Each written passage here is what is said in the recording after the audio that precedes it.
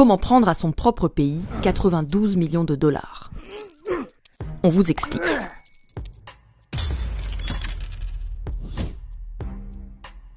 C'est ce qu'a fait la famille de Joseph Kabila, l'ancien président de la RDC, aussi appelée République démocratique du Congo.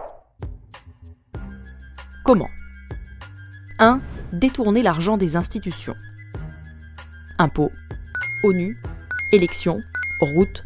L'idée est de récupérer tout l'argent public possible. 2. Stocker l'argent, puis le transférer dans un endroit sûr, pour le clan Kabila, dans cet ancien garage de Kinshasa, dans les comptes d'une société écran, Sudoil.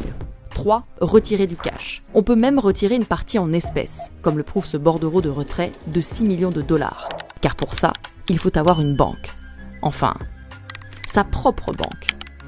Ou plutôt une banque contrôlée par la famille, comme la BGFI Banque du Congo.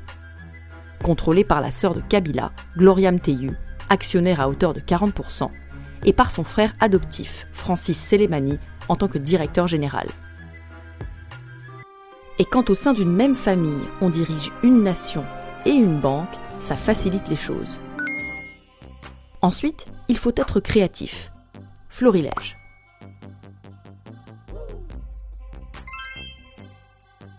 En 2016, pour rémunérer la participation du Congo à une mission de maintien de la paix, l'ONU verse 7,3 millions de dollars à l'ambassade de RDC auprès des Nations Unies. L'ambassadeur reçoit l'ordre de reverser 6,8 millions à l'État congolais, plus précisément à la Banque centrale du Congo, sur son compte à la BGFI.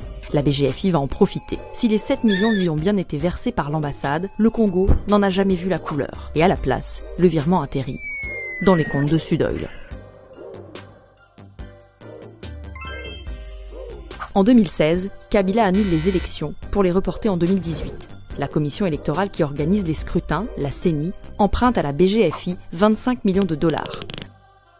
Un prêt engendre des frais et automatiquement, la banque gagne 1 million de dollars.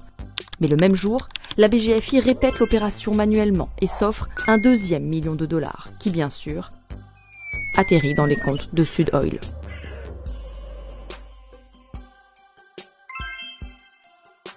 Foner, c'est l'agence publique qui s'occupe des routes du Congo. Elle possède plusieurs comptes à la BGFI. En décembre 2014 et janvier 2015, elle émet 5 transactions importantes vers un compte interne de la BGFI. 852 000 dollars d'abord, puis 594 000, encore 594 000, 586 000 et enfin près de 600 000 dollars. Au total, 3,2 millions de dollars censés transiter d'un compte du Foner à l'autre. Mais la BGFI vire en fait les 3,2 millions à 2 autres sociétés, Sudoil et sa filiale Kwanza Capital. La Banque centrale du Congo a elle aussi financé la famille Kabila. Son compte à la BGFI, intitulé BCC Équipement, est une caisse noire.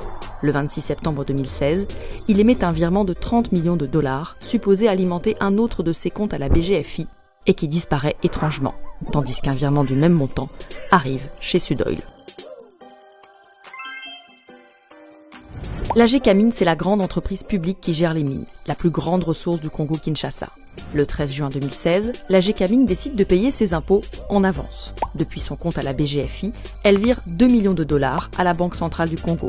Sauf qu'à nouveau, le virement n'atteint pas la Banque centrale, mais Sudoil, avec un libellé différent pour brouiller les pistes.